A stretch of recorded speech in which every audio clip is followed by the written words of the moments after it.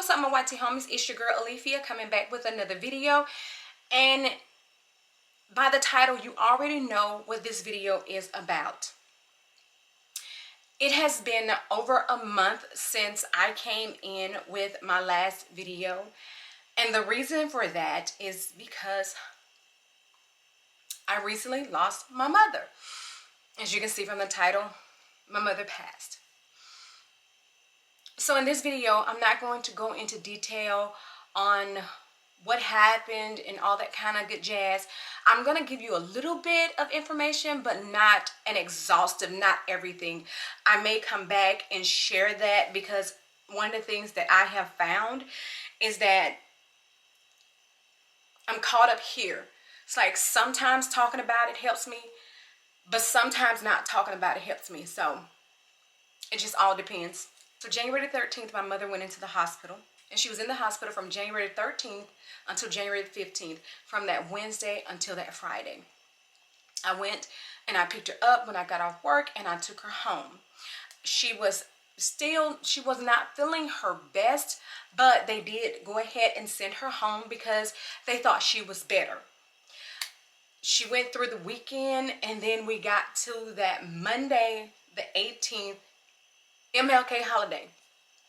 I was off because school was closed, and Pumpkin was there with my mom all weekend, but Pumpkin needed to go to basketball practice. So I went to take Pumpkin to basketball practice and to stay with my mom.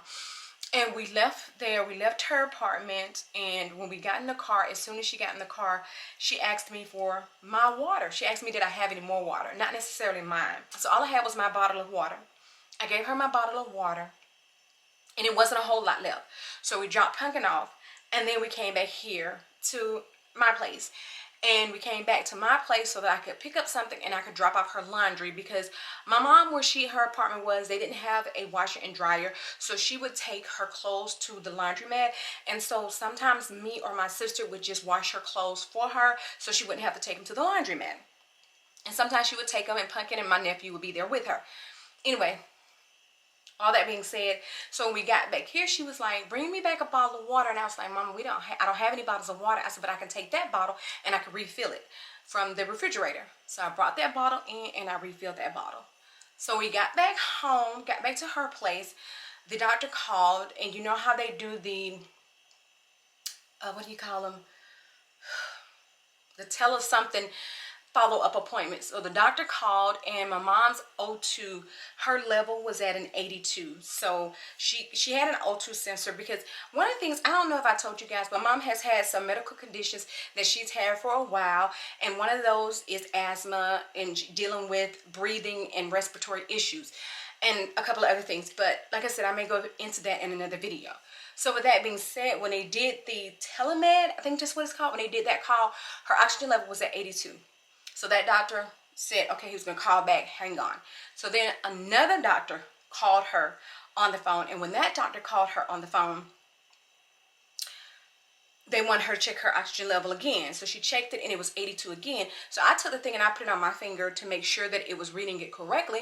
And her oxygen level, no, my oxygen level was 97. So we knew that it was correct.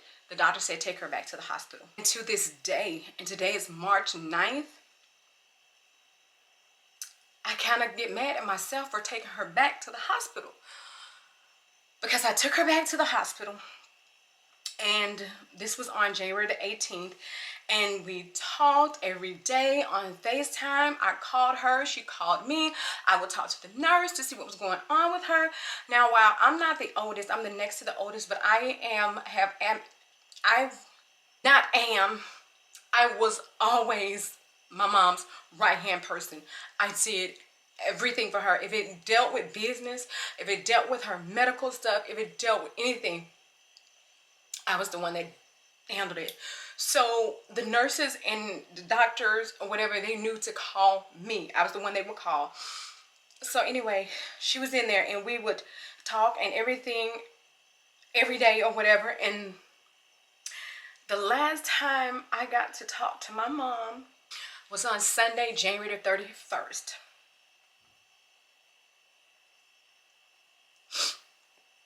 And technically, well, I didn't we were on FaceTime on an iPad by this time, and they had to put her on like the BiPAP because her breathing was so labored. They put her on the BiPAP, and the nurse would have to, because that machine was kind of loud, the nurse would have to tell me what she would say, but she could hear everything I would say.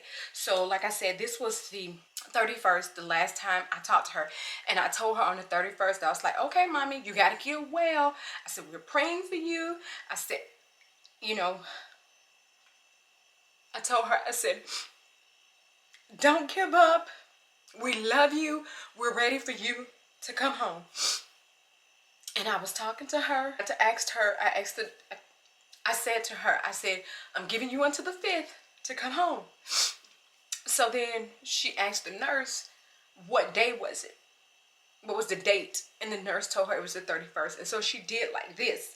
And like I said, remember, she was on a BiPAP machine, so I couldn't hear her. So the nurse would have to kind of pull that up to hear what she said. And so she did like this. And I said, oh, well, you come home on the 2nd? And she did like this. You know, she did like this. And when I said, are you coming home on the 2nd? She did like this. She has a sister whose birthday is February the 2nd. And she has a sister who has passed, whose birthday was February the 2nd. So I knew that's why she said she was coming home on the 2nd, because of her sister's birthday. And then I would call and I would talk to the nurses, and I would get updates on my mom, and they would call on FaceTime and let me talk to her and stuff on FaceTime. And by this time, you know, she wasn't talking to me because they had to help her with her breathing. So I was doing all the talking and talking to her. And so this went on for several days until the 11th. And I guess I'm trying to be cautious with what I'm saying, because like I said, I may come back in with another video to kind of like give you guys a little bit more detail. I just kind of don't want to do that in this video. My mom passed on February the 11th. When she passed, I was holding her hand, and I felt like in that moment when she took her last breath, I felt like my breath had been taken away. I felt like my life was gone. And I know to some people that may not make sense, but my mother was so important to me. We had one of those relationships that some people wish they could have with their mother or even their father. So it was very, very hard for me. And for the first 2 weeks of her passing, after her passing, I felt hopeless. I felt like, how am I supposed to live my life without her here? I have done this for 47 years with her. How do I possibly do this without her? I had to make sure the funeral arrangements were done. My sisters and my brother helped me to, if you guys don't know, my mom had 3 girls, and then my stepfather had 3 boys, and these are my stepbrothers, but they are my brothers. I don't look at them as being step anything. And the baby boy, he's here, and the 2 oldest ones, they're not here. But my mom's girls, all 3 of us, we are the oldest. So we all went and, you know, we took care of her arrangements and stuff. And right now we're in the process of clearing out her apartment. So with that being said, one of the things last year, if you guys been on my channel for a while, then you know last year in March, my mom's twin sister passed. Her twin sister passed on March the 19th of last year. And when her twin sister passed, I spoke at her funeral. And not only did I speak at her funeral, my stepfather, my daddy, he passed on February the 6th of 2018. I spoke at his funeral, as well as I spoke at my grandfather's funeral in 2015. But anyway, when we were on the way home from my aunt's funeral, my mom said to me, I have to speak at her funeral. And I said, I can't do that. And she said, yes, you can. You can do anything you put your mind to. She didn't know, and neither did I know, that 11 months later, to the day, because her funeral was on February the 19th, 11 months later, I was speaking at my mom's funeral. I am, to be totally honest with you guys, I am talking to a counselor. I did go last Thursday to talk to a counselor, and I do have an appointment coming up this Thursday. I will admit and acknowledge I need help coping with this. I've had many people to die. Many people to die. The funerals I've been to who were, I considered close to me, but nothing like this. Nothing like this. And some of the things, and I know I'm going to do a separate video on things not to say to someone who's just lost a parent, but some of the things people have been saying to me is like, do you really think that helped me? Do you really think that helped me? I recorded a video earlier, and now I'm recording this one, and I'm going to put this one out first before I put the other one out. Just to kind of give you guys some background information as to where I've been.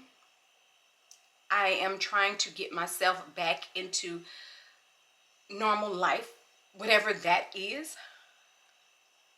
I did go back into the building last Monday, but I only made it half a day. So I've been at home, teaching from home, and I did that, and that's what I've been doing, and I plan on going back into the building on Monday because I'm trying to put the pieces back together, I guess you could say. I am not listening to anybody trying to tell me how long to grieve and all that kind of stuff.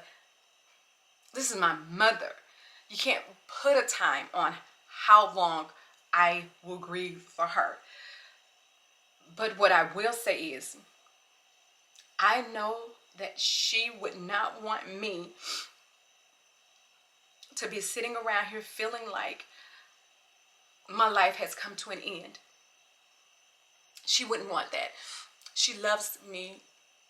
She loved me too much for me to do that. And so, as they would say, I'm going to put my big girl panties on and get my whole life together. So, I am back. That's what I'm going to say. I'm going to claim it. I am back, and I will be back with some more videos. And like I said, I think I will, I don't know when, but I think I'm going to talk a little bit more about my mom and what happened, as well as I do want to do a video on some of the things that I've heard that people have said to me that I want to be like, no, these are not things you say to people. And I also want to get back to my regular videos that I normally would do. I have a new camera that I'm working with, and I'm trying to figure out the lighting and all that kind of stuff. So guys, bear with me. The other video I made today was on this LYS beauty stuff, and I think the lighting was all off in that video. I don't know. We'll know if it sees the light of day or if I have to record that video again. So with all that being said, like I said, this is hard for me, and I know it's going to take some time. And when people would say to me at first that it gets easier, I couldn't see how. I couldn't figure out how. How is it going to get easier for me to live without this vital component of my life? But I'm realizing now that I can. Has it gotten easier? Not yet. But I do realize that my mom's life ended on February the 11th. Not mine. And she wouldn't want me to live as if my life has ended. And so that's not what I'm going to do. I'm not going to live as if my life has ended, because I have a life. I have whatever it is that is here for me to do. It's not done yet. It's not done yet. So I have to keep on moving. I have to keep on thriving and doing the best that I can while I'm here, and while there's this big hole in my heart. I know I'll be okay. I'll never be the same. I'll never be that person that I was prior to February the 11th, but I'll be okay.